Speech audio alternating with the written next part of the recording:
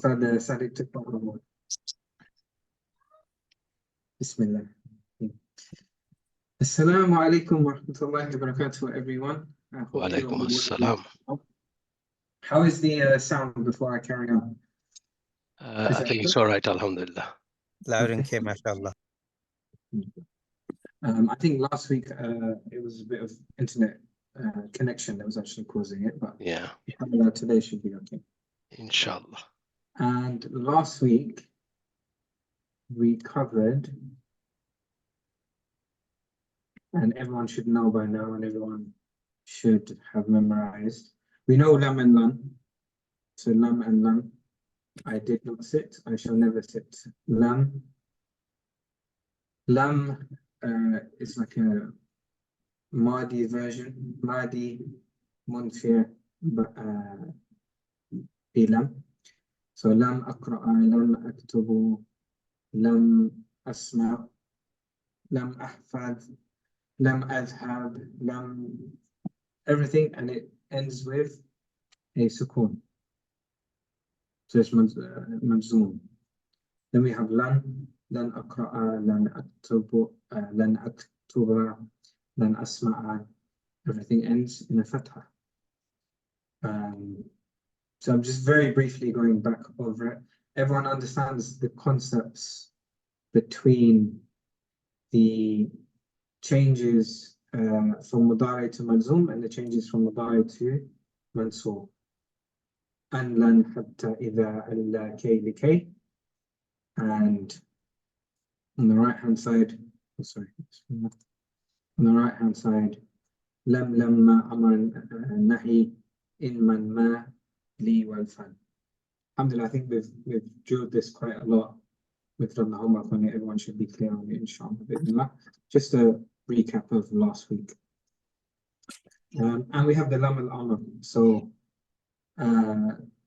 amar commanding someone who is there, and lam al-amr is giving permission to someone who's not there. So it's third party. Yeah. And that's the main, to put it in a very simplified nutshell. That's it. Commanding someone who's in front of you and commanding someone who's, or giving permissibility to someone who's not in front of you. Let him do it, don't let him do it. Inshallah. So today's class is something that the Arabs just said it was like this, and they just spoke like this, and there's no, that's all we get. The Arabs said so. And these are the families. The 6 families of Form 1. I think we might have touched on this very, very briefly, but not in detail. And inshallah, we'll go into this. So the form we've touched, I think Module 2 has done Form 1 to 10. Module 1 hasn't. But you have Form 1 to 10, and within Form 1, you have 6 versions, 6 families. So you have the Nasra family, Daraba family, Fatha family, Samiya family, Hasiba, and Karuma. So these are the 6 families. The Fa'il Madi doesn't change in the first 3. So if we look at the first one, Nasara, the Fa'il Madi is the same, Nasara, the Daraba is the same, Daraba, and Fatha, Fataha. There's no changes in there. The changes happen in the Mudari form. So it's Nasara, Yansuru, Daraba, Yadribu. So instead of Yadrubu, it's Yadribu. So this is the first change. And I'm just giving you like a brief before we go into more detail, a summarized version before we go into detail. And then the third one, Fataha, and the changes, Yaftahu. So in the Mudari form, that you can see here, this is what changes, and this is what differentiates the families. Nasara, Daraba, and Fataha. The next 3 families, so the next 2 families, Sami'a, Hasiba, so Fatha, Kasra, Fatha, this is the same. But again, the mudari changes. So yasma'u, yahsibu instead of yahsabu. There's a kasra instead of a fatha. And the last one is its own, it's not really connected to the others because it's karuma, karuma, kaf fatha, ra dhamma, mim fatha. And none of this is really to do with meaning. It's kind of tajweed. It's just you know how it's pronounced in the different families, and then the conjugations later on. So just a reminder as well, any questions you can put in the chat and inshallah we'll get to them. So the 6 families in a nutshell is just something you have to memorize and it will help you in congregations later on. So later on, when you see a word, you'll be able to say, okay, this is the Nasr family, this is the Daraba family, etc., etc. Okay, so we'll go into the first one in a bit more detail. So Nasr family, number 1.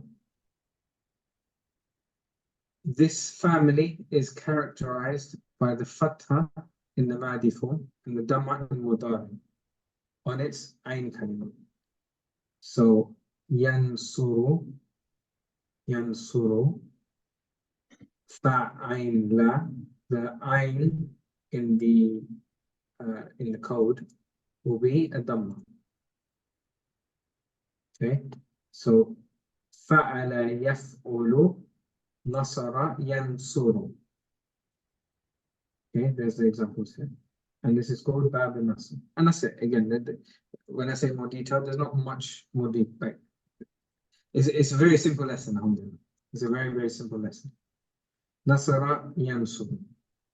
The next one, Daraba, family 2. This family is characterized by Fatha in the Madi, so same Daraba Nasara, and Kasra in the Mudari form on its Ain kalima. So Fa'ala yaf'ilu. And then you have the example, Daraba yadribu. Daraba yadribu. The third one, Fataha, this family is characterized by Fatha in the Madi, so same as the others, Fataha, and Fatha in the Mudari form on the Ain kalima. So Fa'ala yaf'alu, yaf'alu. Fataha yaftahu, yaftahu. And the fourth one, it changes. So 4 and 5, you group 1 to 3, 4 to 5, and then 6 on its own. So for Samia, this family is characterized by a kasra in the Madi form. So it's not fa'ala, it's Samia. And it should be here, in this example, it should be fa'ila. You have it here, Samia. So Samia, yes, yasma'u, and Fatha in the Mudari on the Ain kalima. So Sami'a yasma'u. It should be fa'ila yaf'alu. Fa'ila yaf'alu. And then same, so 4 and 5 together. This family is characterized by a kasra in the Madi and a kasra in the Mudari on its Ain kalima. Hasiba yahsibu. Fa'ala, so it should be fa'ila yaf'ilu. Yaf'ilu. And then the last one by itself, Karuma Yakrumu. This family is characterized by Dhamma in the Madi and Dhamma in the Mudari on this Ain kalima. Karuma Yakrumu, Fa'ala or Fa'ula, Yaf'ulu. Yaf'ulu. And this is just something you have to memorize and you'll come across it, and the more you focus on it, you'll remember it and realize it. And this is just a repeat. Ustaz Sadiq, is there anything else for lesson 35 that you would like to add before we move on? I'd only just mention, especially for those who are familiar with it, and particularly model 2 students, this is known as the Thulathi Mujarrad, the trilateral root verbs. So that's the category this falls under. And obviously letters on the right hand side represent the different families. Yeah. So Noon, Bad, Fan, Sin, Hat. Alhamdulillah, Jazakallah khair. So Alhamdulillah, that's it for lesson 35. Mashallah, very, very easy and simple. Okay, Alhamdulillah. 36 is more of a deeper qaida. And again, we have touched on this. Lazim and muta'adi. Lazim verbs and muta'adi verbs. So these are verbs that take a maf'ul and that don't take a maf'ul. In English, it's transitive and intransitive. So in intransitive, the sentence is complete without an object. So if you have the subject and the verb, it's complete.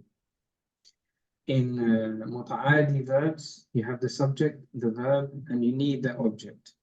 The object is required. When I personally first heard about this rule, because lazim it means obligatory. So I thought between the two, lazim and muta'adi, I thought lazim you would need a verb, you would need an object, and muta'adi you wouldn't need an object. So when I remember this, I remember it's the opposite of what I originally thought. So even though when I think of lazim, I think it needs something, and I just have to switch that and change it to the opposite side of my normal thinking, so that I remember which one's lazim verb and which one's muta'adi verb. Okay, bismillah. So fi'il lazim, we'll go into it in more detail. This should be clear because we've done sentences and we've done murakkab and jumlas, and so all of this should be familiar with everyone already in terms of subject, verb, object. Now we're going to, or I'll just check the questions. If there are any questions, do they apply when the word begins with letters on the side? Letters on the side. That's just the name of the family. The name of this Nasara, Daraba, Fataha, Sami'a, etc. So it's not the letters on the side, that's just a representation of the name. Inshallah. Okay, back to this lesson. So fi'il lazim. A verb is intransitive if the action does not pass on to any object. The boy went. This sentence is complete without placing any object. The boy, ذهب الولد. ذهب الولد. He went, where he went, who he went with, any other information. It doesn't matter, the sentence is complete. You can add it if you want to. You can say ذهب الولد إلى المحل or إلى المسجد, or you can add extra information if you want to. But as a jumla, it's complete. ذهب الولد. The sentence is complete just with these two words. The boy went. You don't need to add anything. So the sentence is complete without placing any object after the verb went. So the verb went is intransitive or lazim. Fa'il muta'adi, transitive verb, is a verb. A verb is transitive if the action has an object without which it wouldn't make sense, or without which the sense would be incomplete. So qatala Dawood Jaluta, Dawood killed Jalut. This makes sense in total. If we just said qatala Dawood, Dawood killed, we wouldn't. Dawood killed by itself doesn't make sense. We need to know who he killed. It could have been a fly, it could have been a person. Like this. You need that information to complete the sentence. So the verb kill is transitive. It needs an object. Before I move on to the next one and the examples, how clear is everyone on this? Can everyone raise their hands if they get the concept of transitive and intransitive verbs? If they understand, so not in the chat, just raise your hands if you understand the concept of intransitive and transitive. Or if you're still not 100% sure. And when I say you understand it, you should be able to explain it to someone else. If you can't explain it to someone else, you don't actually know it. You think you know it, or you might know it. We're past the stage of maybes. It should be I know or I don't know. Alhamdulillah. So we've got Sister Nurjahan, Salika, Humaira, Sabir, others, Fazana, Shabita, Fazlul, Jamila.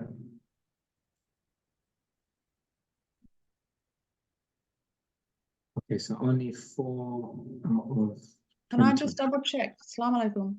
Wa alaikum salam. So fil lazim is Mhm. don't need object.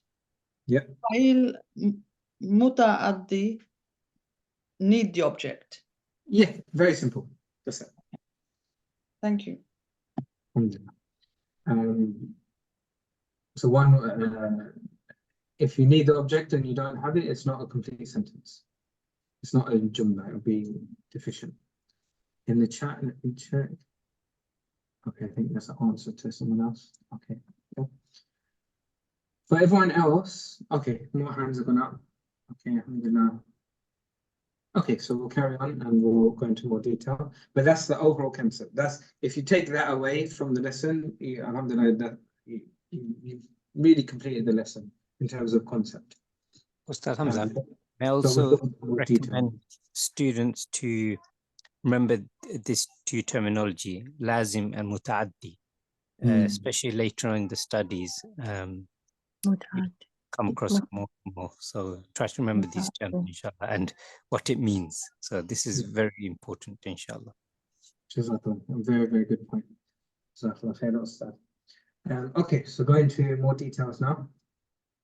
To identify a lazim verb or a muta'addi verb, you ask the question, you ask yourself, can I add someone or something at the end of the verb? If the answer is yes, then the fa'il is muta'addi. Otherwise, it is lazim. So for example, qara'a. Qara'a means he read. Can I add anything after that? Can I add something or someone after that? I can.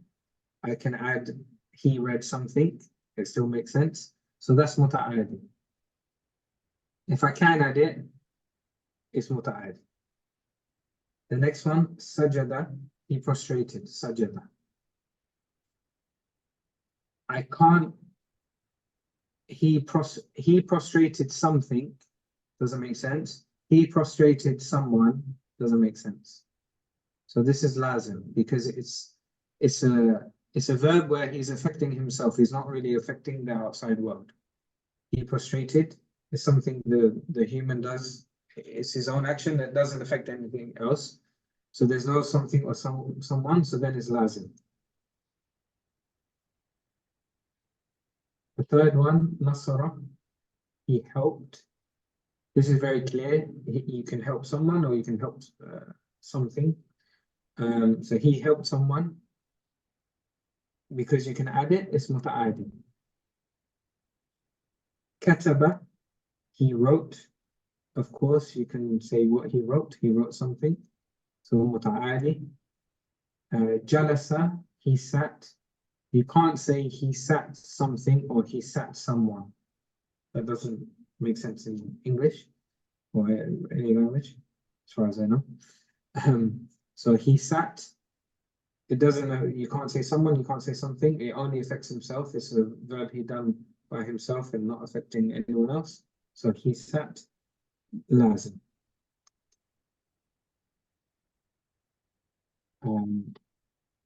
Okay, I want to give just a few examples.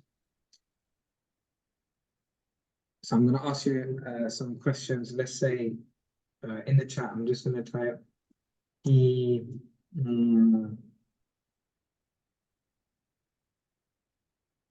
stood. So in the chat, everyone type what the answer would be. Is it lazim or muta'addi? He stood.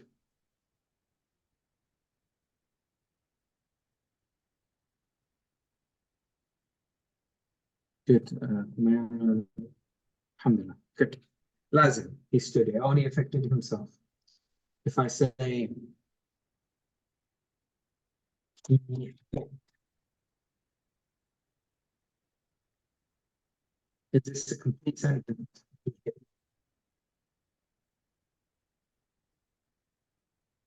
Does it make sense if I can say he stood? If I say he hit, you need to say what he hit. He hit the TV. He hit Muhammad. He hit Ustad. So it'll be muta'adi because you can add someone or something. He hit the TV. He hit something. He hit someone. And it makes sense. You can't say he stood someone. He stood something. Yeah. Okay, let me give you one or two more.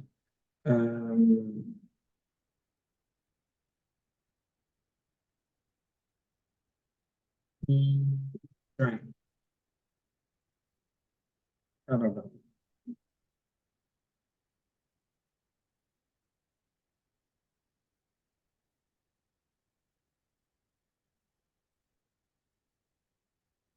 Okay, he drank. We've got one for muta'adi and one for lazim. Lazim, muta'adi. So this is split. So this is the way you do the test is this.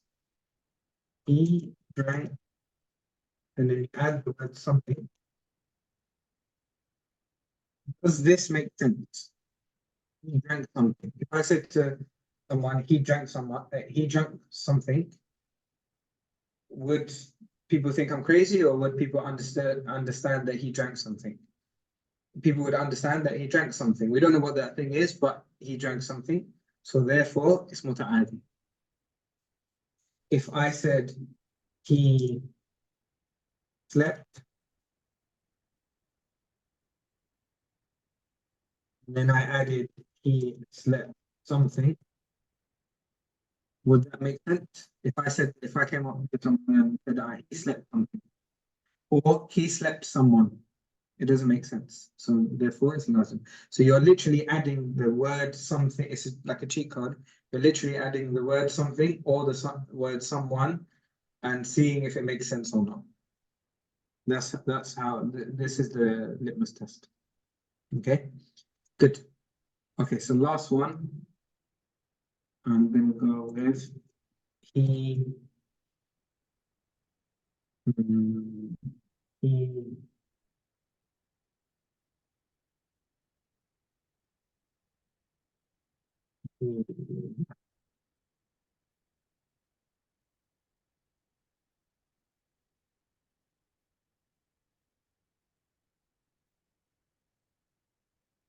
We've got two for lazim.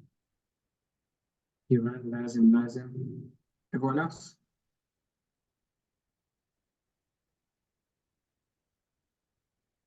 Good, because alhamdulillah, good, because you can't say he ran something, that doesn't make sense. And you can't say he ran someone, that doesn't make sense. So it has to be lazim. It only affects himself. Good, mashallah, alhamdulillah. So they're getting stronger with this concept. Well done. Okay, summary. The difference between muta'adi and lazim. We'll start with the right side. Muta'adi verbs that require an object or a maf'ul bihi along with the doer to complete the action. So in the sentence it will be fa'il muta'adi, fa'il maf'ul bihi. Fa'il muta'adi, fa'il maf'ul bihi. And then here, fi'il fa'il maf'ul equals fi'il muta'adi. Complete jumla. We are able to add someone or something. On the left-hand side, lazim, verbs that do not require an object or maf'ul bihi to complete the action. So the structure will be fi'il lazim, which is the fi'il lazim and fa'il. Plus fi'il lazim and fa'il. The action and the doer. So here, fi'il and fa'il. That's it. And that will be complete jumla. Complete jumla. We are not able to add someone or something. Okay, Alhamdulillah. Assalamualaikum, Ustad Hamza. There are a couple of people got their hands up. I think, is that from before? Let me check. I don't know. Sister Umaira and Nurjahan. Okay, Nurjahan put her hand down. Now, Sister Selena and Sister Umaira. Yeah. That before. that was Before, before. then can you take your hands up, please? Those who have done your question answers. Thank you very much. Okay, so Alhamdulillah, that is, again, it's a simple concept. Once you've gone through it, now Alhamdulillah, everyone should be comfortable with it.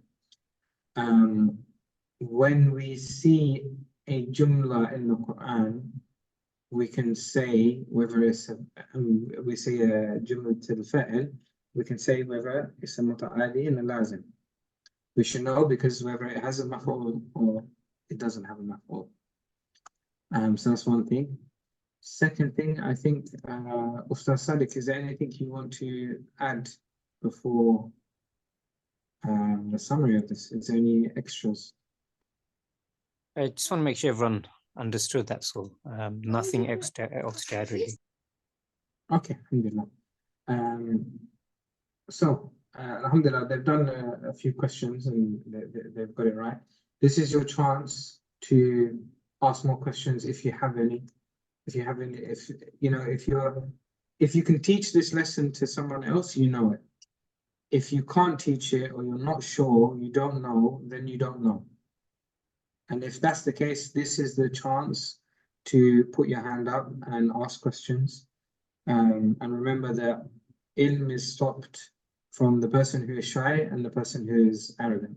Inshallah, none of us are arrogant. May Allah protect us from it. But we might be shy. So if you are shy, don't let it stop you from gaining knowledge. This is your chance to ask questions about this topic.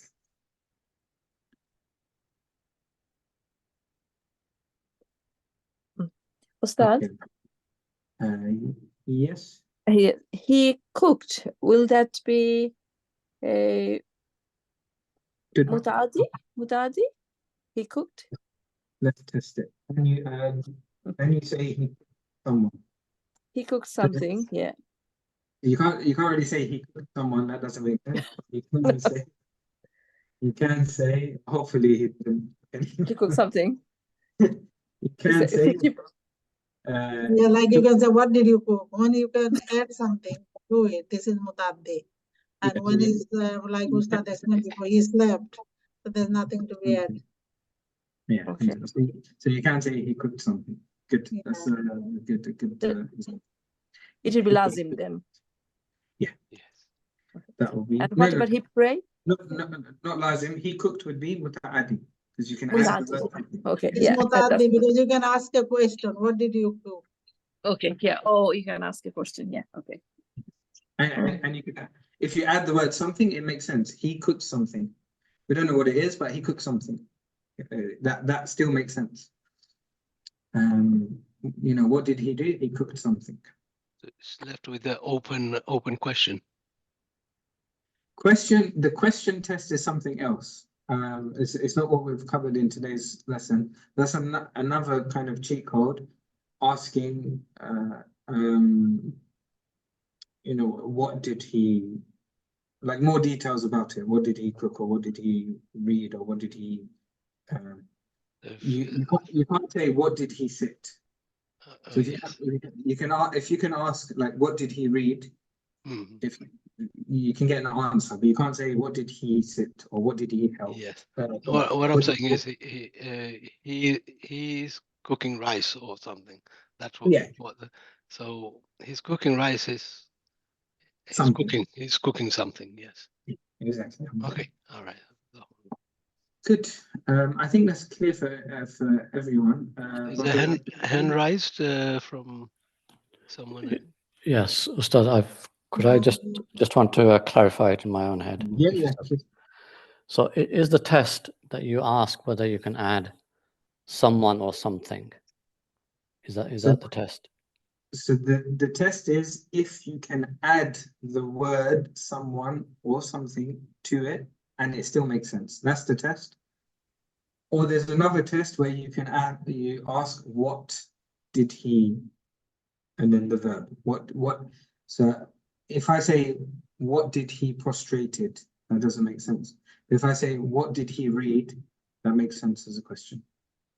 So you can either say what did he do, or add the word someone or something. Two tests. Is that clear? Yeah, inshallah.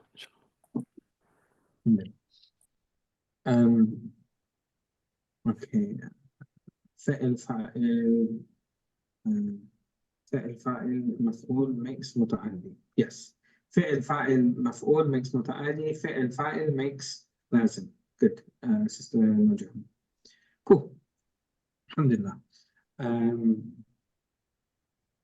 If there is anyone who doesn't understand, again, this is your chance to ask more. Alhamdulillah, from the few questions, I think everyone understands it. We don't want to complicate it and make it bigger than what it is, because it's quite simple. Alhamdulillah. When the sentence is not complete, then it's muta'adi. When the sentence is not complete, then it's muta'adi. Yeah, if you write the sentence and it needs something else to complete it, and it doesn't make sense without this something else, then it's muta'adi, yeah. Good. Okay, Ustad Sadiq, anything else before we move on to this? Nothing from me, Alhamdulillah. Alhamdulillah, good. Good, I'll give you all tawfiq. So Alhamdulillah, so we've covered the 6 families. Again, this is just what you have to memorize and learn, get familiar with. Nasara yansuru, daraba yadribu, fataha yaftahu, sami'a yasma'u, hasiba yahsibu, karuma yakrumu. And then we have lazim and muta'adi. Lazim doesn't need anything else, muta'adi needs something else. Good. Okay, this is a big topic. How we, in terms of time frame, it's 9:40. You've got 40 minutes, Ustad. Okay, so 20 minutes, and then we're going to try and find some verbs and words in the Quran, right? Okay, so module 1, lesson 37. We know all of this. This will just be revision. We've covered all of this before. Everyone should. I think we even gave this as homework in the beginning to do lessons 37, part 1, part 2, part 3. So this will be a quick revision for everyone. We had a big break in Ramadan in terms of like just focusing on grammar. So this will be a quick revision, inshallah. And it's very important. Obviously, if you don't have these 3 parts, then you haven't done the grammar. But alhamdulillah, you guys have all worked hard. Reward you. Okay, Bismillah. So, i'rab. I'rab is, or nahu is the soul of the Arabic, and i'rab is the soul of nahu. So, i'rab is the most important thing. Ustad Hamza, Ustad Dr. Ahmed. can you hear me? Yeah. Yes, Assalamu yes, alaikum. we can hear you very clear. Assalamu alaikum. I'll just take few minutes of your time. Wa alaikum salam. Sure. Can you hear me?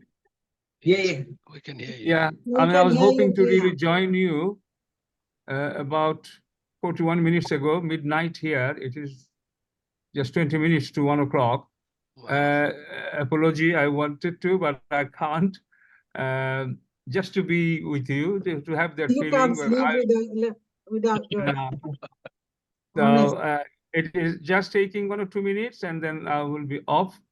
Just to say that Alhamdulillah, I'm missing you, and I'm also very pleased to see that Alhamdulillah, everything is going as expected. Ustad Hamza is back, and I believe Ustad Sadiq is there as well. Yes, he is. Yes, Dr. Mahmoud. Naam. MashaAllah, MashaAllah. So I'm happy And my apology that we couldn't send you the all this file in advance, but life goes on. Inshallah, you carry on. You have got some very important three-part series. And Alhamdulillah, I know both Ustad Hamza and Ustad Aisha and Ustad Sadiq. They're all very fluent on these 3 lessons as well. Alhamdulillah. All the best. I'll see you shortly, inshallah. Okay? Inshallah. Assalamu alaikum wa rahmatullahi wa Wa alaikum. barakatuh. Wa alaikum Alaikum assalam. salam wa rahmatullahi wa barakatuh. Oh my goodness, we couldn't go to sleep. So done. He's missing us. That's what it is. Hey, I'm missing you. And Brother Sarkar, nice to hear your voice. Mashallah. Jazakallah khairan. We're gonna miss you too. Ustad. Alhamdulillah, I'm having a great time. I had a very successful meeting about Mashallah. Al-Qur'an Institute with a group of people Mashallah. yesterday, another one today as well. So I haven't forgotten you, and I haven't forgotten AQI. Assalamu alaikum wa rahmatullahi wa Alaikum barakatuh. See you soon. Alaikum All the salam. fun you have in, he didn't say that. Wa alaikum salam wa rahmatullah. This is that example of Quranic addiction, mashallah. Yes, mashallah. May Allah bless him. Ameen. Okay, Bismillah. Okay, Arab. So Nahu is the soul of Arabic, and Arab is the soul of Nahu. And Dr. Mahmoud is the soul of Al-Qur'an Institute. Okay, Bismillah. A. That's a good way to mention, mashallah. We could add that in the text. Okay. What is I'rab? I'rab is status. So the word's status, or the kalima's status. A ism performs different roles in a sentence. The change of its roles changes its form. This change of form due to change in the role of ism is called status of the ism. So we have the same word, but it has a different role within each of these 3 sentences. And depending on the role, changes or what its role is its status. So Ahmed is my friend, has its own status for Ahmed. Ali hit Ahmed, has its status. And I went to Ahmed's house, which also has, Ahmed has its own status, has its own I'rab. Alhamdulillah, that we're all familiar with. Ahmed is mentioned in all of the above sentences, but its role is changing. This change of role will change its appearance of form in Arabic sentences, and that is called I'rab.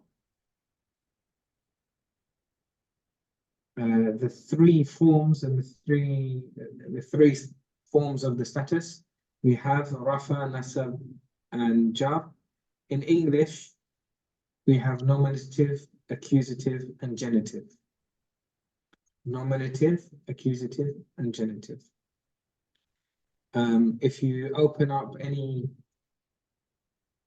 grammar book that is not really Islamically orientated, or it's like from an academic aspect, they will usually use the English version of the statuses as opposed to going to I'rab. So it's very common to see these 3, nominative, accusative, genitive.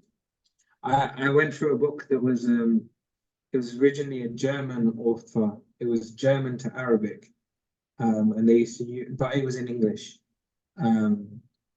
It was a German to Arabic book that got translated into Arabic, into English, that they use at the universities, and they would always use nominative, accusative, and genitive. Alhamdulillah, we've learned and we know comfortably Rafa, Nasab, and Jar, and that's the most important. Alhamdulillah. Okay, Rafa. Rafa case. Rafa, ism is in Rafa state when it is the doer of the action. When it's the doer of the action. Ism by default is in the Rafa state, or marfu, Rafa marfu form, unless there is a reason for it to be in any of the other 2 forms. So it would always be marfu or Rafa, unless there's something that turns it into the other 2. Otherwise, its default is Rafa, marfu. When the ism is in the Rafa state, we label it as marfu. Yeah. For example, Ali is playing cricket. Ali is the doer. Ali is in the rafa status because he is the doer, so Ali will be labeled marfu. Ali is marfu in the rafa state. Quranic example of rafa, أعوذ بالله من الشيطان الرجيم. خلق الله آدم. خلق الله آدم. Allah here is the doer, the fa'il, and that's why it has a dhamma, and that's why it's a rafa status, and it's marfu. Here ism Allah is the doer of the action, so it will be in the rafa status and labeled and called marfu. Accusative case, nasab. If the ism is not the doer of the action, rather it is the recipient of the action, it's receiving the action, then it will be nasab. Whenever ism is in the nasab status, we label it as mansub. So if I say, if it's in the nasab, we call it mansub. Cool. Example, Ali ate an apple. Here ism apple is in the nasab state because it's the thing that's being affected. Ali is marfu, apple is mansub. Quranic example of mansub, khalaqallahu Adama. Adam is the recipient of the action of creation, of the verb of creation. So it will be nasab, and that's why there's a fatha at the end. We label it as mansub. Genitive case, jar. If we have two isms side by side and one possesses the other, so mudaf mudaf ilayh, the possessor will be in the jar status, or the one which comes after of will be in the jar status, which it kind of means the same thing. So mudaf mudaf ilayh will be jar. The ism which comes after a preposition is always in jar, so it will be in the jar status and it will be labeled as majroor. So we know this, the two ways for it to be majroor is possessive or after a preposition. This is, alhamdulillah, we all know this, but this is dhikr. This is a good reminder for everyone. Examples of jar, Hassan's book. In the above phrase, Hassan is the one which possesses the book. So he's the owner of the book. So Hassan will be in the jar status, in the jar state or status, and thus labeled as majroor. Another way of saying the same phrase, book of Hassan. Same meaning. Hassan's book. Quranic example of jar, Baytullahi. So it's Allah's house, or the house of Allah. So Allah is the owner and therefore is in the majroor status or jar status called majroor. In the above noun, Allah is the one which possesses the house, so noun Allah will be in the jar status and thus labeled as majroor. From another angle, because the ism Allah came after of, house of Allah, it's the same thing, it will be jar status. Current example of harf al-jar, so that's a mudaf. This is harf al-jar, preposition. Bismillahir Rahmanir Rahim, starting in the name of Allah. In the above phrase, the preposition be. So be came before ism, which is a noun, and harf al-jar. Be made the noun kasra, which is jar status, also labeled as majroor. So we know the be turned it into a kasra.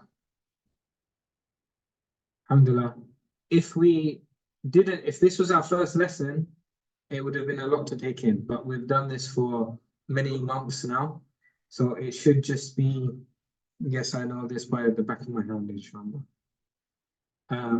So far, before we move on to part 2, are there any questions on this? And again, if there are questions, alhamdulillah, it's fine. This is the place to ask questions. If there's no questions, then we can move on. And if students are finding it difficult to concentrate, then let us know as well. Yeah, we can slow down. We've covered quite a lot in this time period. But if you're happy, then type clear in the chat. If everyone is, comfortable with these three statuses, which I think everyone should be, type clear or okay in the chat. Can you go through number 3? Okay, explain the last one. Yeah, number 3 and the last one. Okay. So number 3, so we have the three statuses, yeah. Marfu, mansub, and majroor. Majroor can become majroor with two ways. Possessive. So we have the Quranic example of possession, Baytullah, the house of Allah. So that's one way that it will become majroor. And we have preposition, harf raja. Remember, harf is preposition, right? So if there's a harf raja before a word, then the next word will be kasra. It will be jar majroor. So these are the two ways, and that's why it gives you two Quranic examples of the jar status. Is that okay, Sabir and Nurjahan? Yeah. Okay. Good. So I just want to make sure for I think Sorry? Brother Sabir,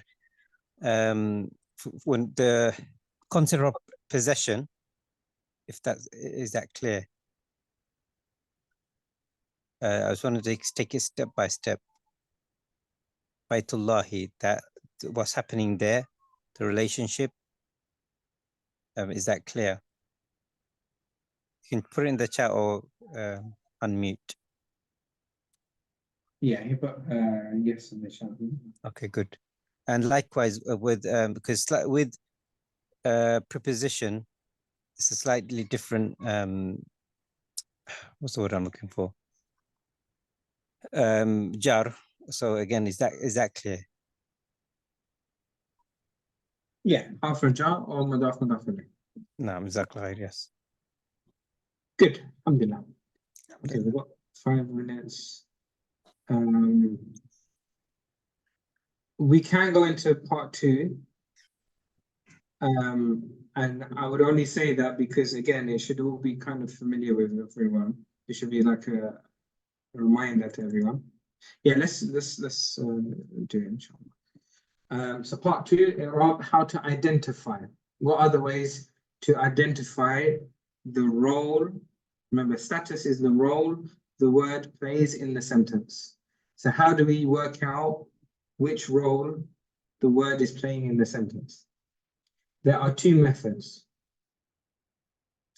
I'rab bil haraka or i'rab bil huruf. Haraka or huruf.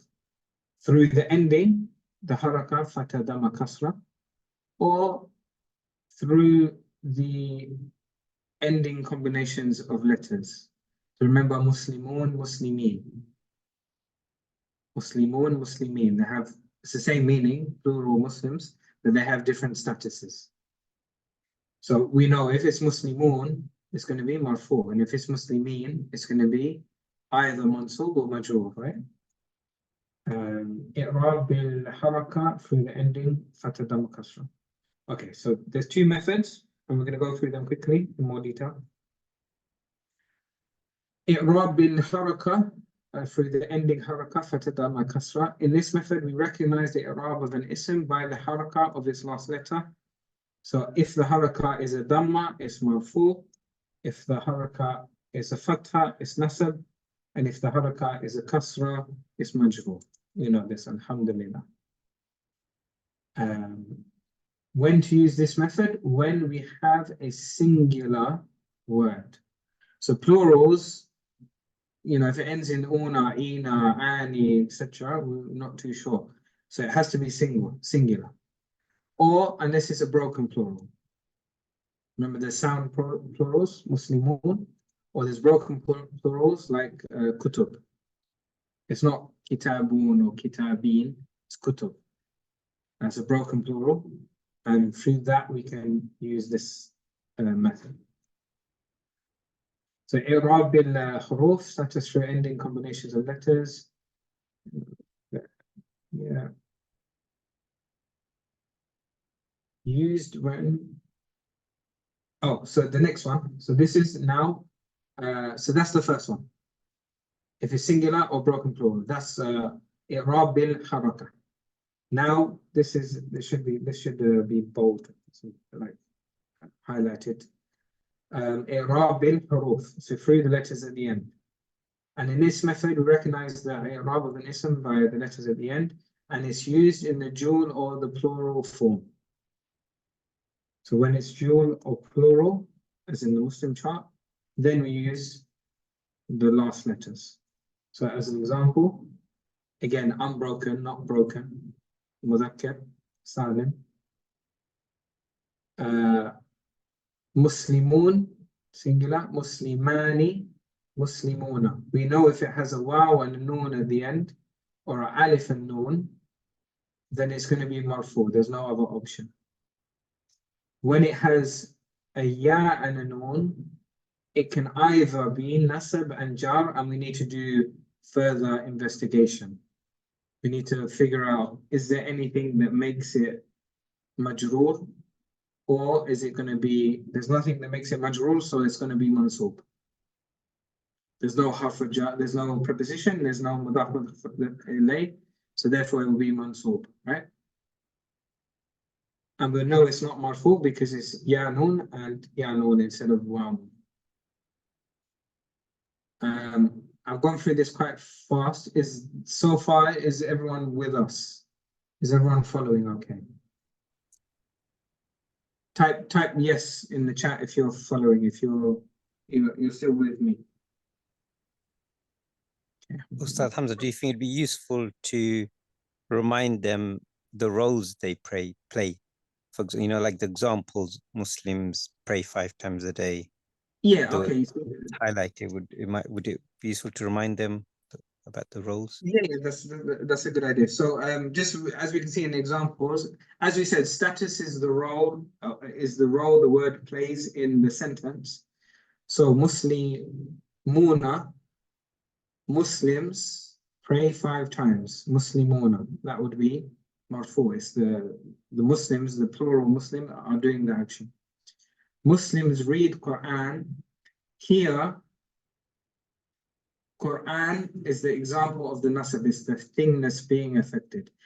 I don't love these examples because it should be something like if it said, let's say, I think if we were to translate, I agree with you. When I was going through this, it can be a bit confusing, but I think the easiest way to do it, if we were to translate it, so if for the second one, it'll be qara'a muslimun al-Quran, Qur'ana, na'am.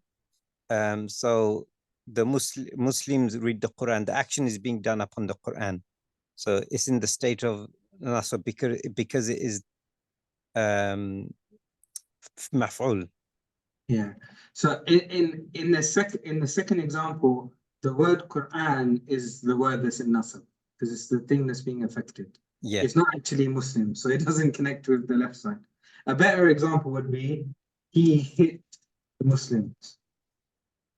Yeah. But if you did qara'a muslimuna, sorry, qara'a muslimuna Qur'ana, it'll be the Quran will be in the state of nasab.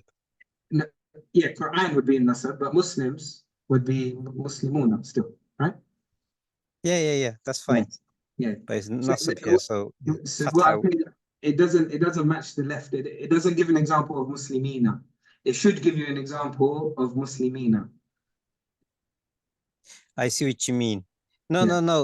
This is why the word highlighted is Quran. Yeah, is the example. That's likewise in the third one, from minal muslimin.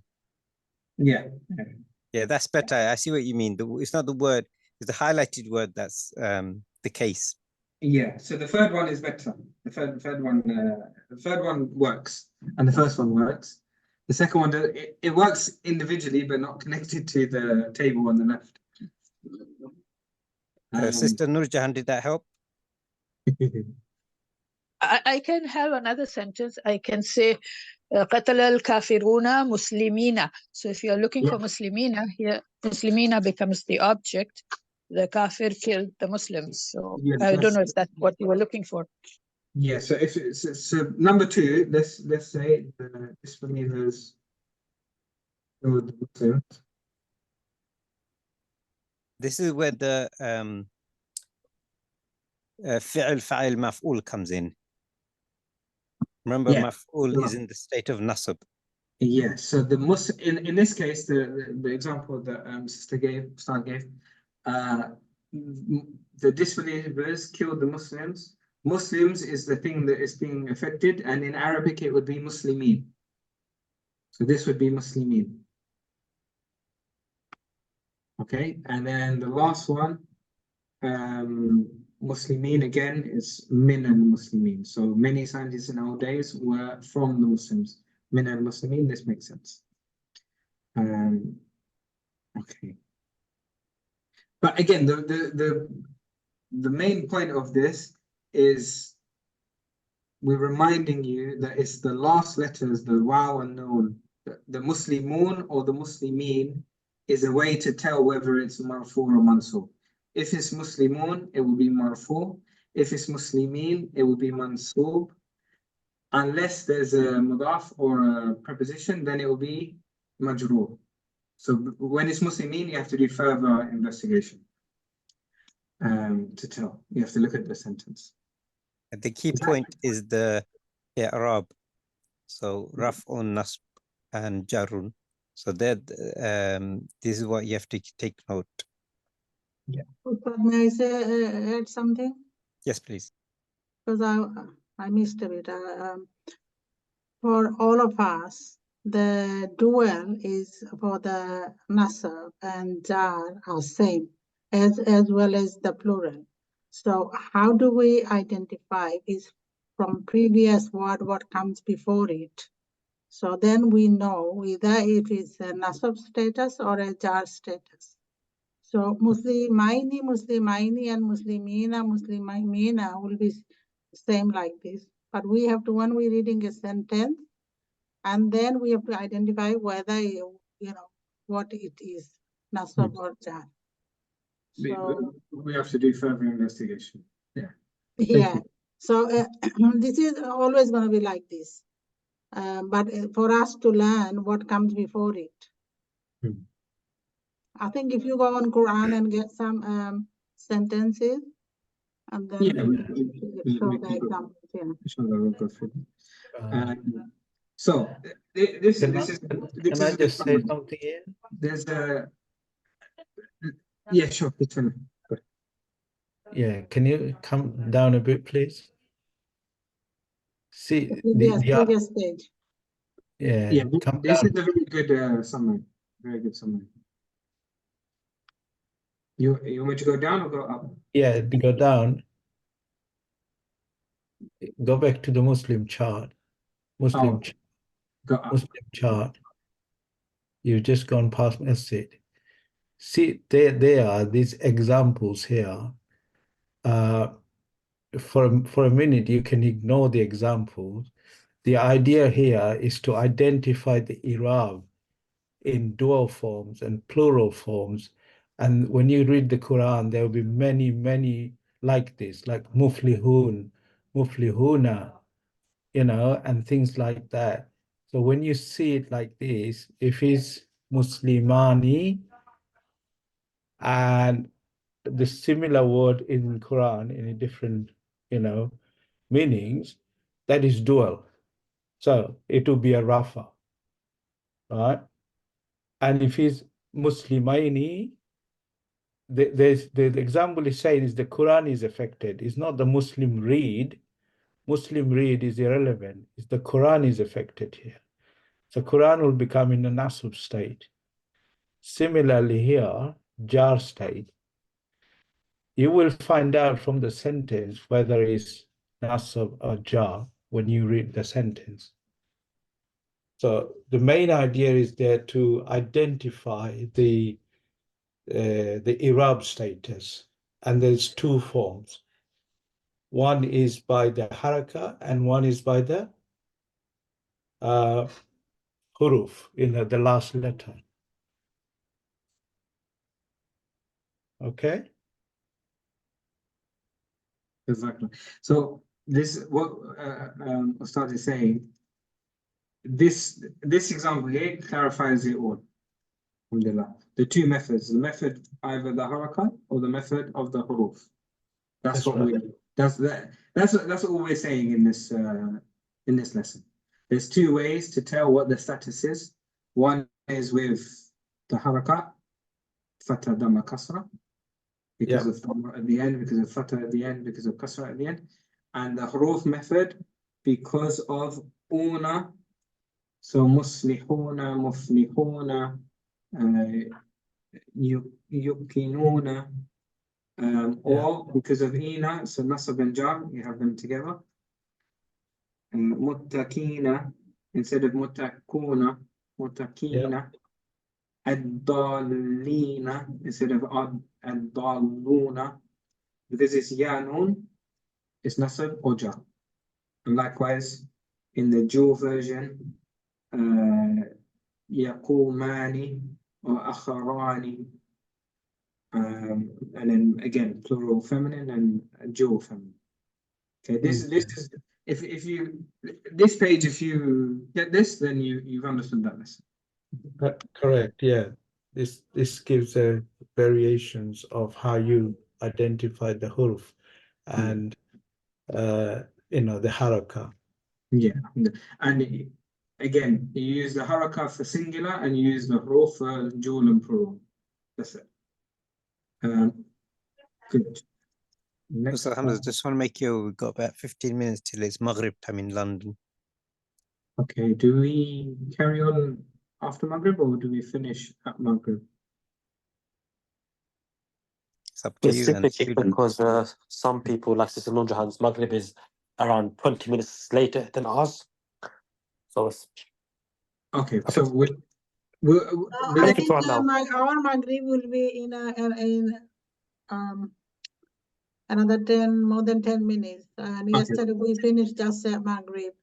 Okay, we'll finish part 3, and then we'll break for we'll finish on Maghrib inshallah. Maghrib is at 8:35. Okay. Okay, so again, this is a beautiful table. I'rab, a summary. It changes in the form of ism due to changing its roles. There are 2 ways to know i'rab. So haraka, if it's singular, and huruf is if it's dual or plural. So una, atun, ina, atin, ina, atin. Again, this is a really good summary of the different ways to tell i'rab. Okay. So if I were to ask anyone now, how many ways are there to tell the i'rab of a word? What will you say? How many ways are there? Should they put in the chat? Yeah, put it in the chat. How many? Put it in the chat. Put it in the chat. Someone says 3 ways. Someone says 2 ways. Carry on. Carry on. Good. 2. So there's. I don't know what the third way is. What's the third someone said 3 ways. Someone explain the third way. I've only got 2. I've got haraka bil i'rab bil haraka and i'rab bil huruf. What's the third one? Maybe I missed it. Okay. I think majority saying 2 ways. Yeah. So I think they understood it. So yeah. So the question may have been misunderstood. Anyone who said 3 ways, I think they need to revisit. No, it could be they misunderstood. Maybe we weren't clear enough with the question. Maybe. Sister Sunday said sorry. Yeah, so 2 ways. i'rab bil huruf, i'rab bil harf. Good. Okay, last section on i'rab, part 3.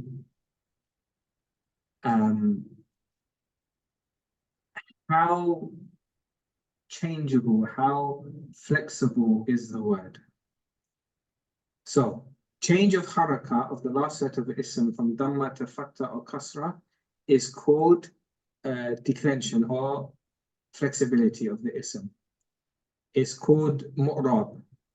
It can be, it can change to anything. It can be a dhamma, fatha, or kasra. If a word can take a dhamma, fatha, or kasra, then you say mu'rab, it's flexible. If a word can't take those and it only has one of the options, then we say it's mubni, it's non-flexible. And now we're going to go into the details. So some words can be flexible, some words are not flexible. Some words are mu'rab and some words are mubni. So mu'rab, declinable. When the role of ism changes is i'rab status, if the change of i'rab is clearly visible, meaning you can see like Allahu, Allah, Allahi. You can see the fatha, dhamma, kasra. That's what it means by clearly visible through the change of the harakah of the last set of ism. Then it's called mu'rab ism. It's called mu'rab. You can clearly see the 3 different versions of that word. Allahu, Allah, Allahi. Mu'rab, I think, okay, let me read this and see. If change in the status of a singular is visible, you can clearly see that with the change of its role. I'rab, the harakah of the last letter is changing, we call it declinable. It is further, okay. So there's 2 versions of mu'rab. There's fully flexible and half flexible. So there's mu'rab and mubni. Please make a note of the terminologies here. There's mu'rab and there's mubni, and mu'rab can further go into fully flexible or half flexible. So if it's fully flexible, it's called a triptode. Fully declinable. It can go fatha, dhamma, kasra, it's a triptode. It's muthsarif. Munsarif. Muthsarif. Sorry, Munsarif. It's called Munsarif. Yeah, fully declinable triptode. So this Munsarif can be fatha, dhamma, or kasra. Triptode. I learned it as a triptode. Arab names are triptodes or mansarif, that's fine. So anyway, you have this category of triptodes where it can be a fatha, dhamma, or kasra. Then we have diptodes, or this one is quite long actually. So yeah, those are examples. I'm just skipping the examples. I just want to get you to understand. This is a quite long chapter. I think you just have to go over it again because Munsarif we'll definitely go over it. Just give me like 2-3 minutes and then I will. Yeah, it's quite long, this one. It's quite long for them to absorb, I say. Absorb, this is what I mean, yeah. I don't know where it's talking about. Oh, here, okay. غير منصرف. Okay, so you have triptodes and you have and you have which is غير منصرف, which means it can take 2 of the 3. But it can't take a kasra, but it can take a fatha or a dhamma. Yeah, fatha or dhamma. For me, it's too much information for one lesson. Yeah, okay, maybe. The thing is, we should have. I think diptodes and triptodes, they might be new for you guys. Part 2 and part 1 everyone should have knew. Yeah, that anyway. I think part 3 you should leave it for next week. Part 3 is new. Okay. For next week. Yeah, we'll do we'll carry on with part 3 next week. Okay, khalas. We'll do part 1 and part 2, and we'll do part 3 next week, and we'll revise part 1 and part 2, inshallah, next week. Sorry, I'm going too ahead, but okay, okay, let's summarize what we have covered. You got 6 minutes to Maghrib. Yeah, so I'm just going to summarize. Lesson 35. Yes. Very simple. the 6 families. Okay, that one is very simple. It's just the list. Yeah, we'll go back to 39 inshallah. So lesson 35, the 6 families. Lesson 36. Then you must memorize the family. Lazim and muta'addi. You should know now which one is lazim, which one is muta'addi, and how you can test it. Okay? As long as you know how to test it and you understand that concept, you've understood 36, and that's fine. 37 we know. 37 is just the basics, the different statuses.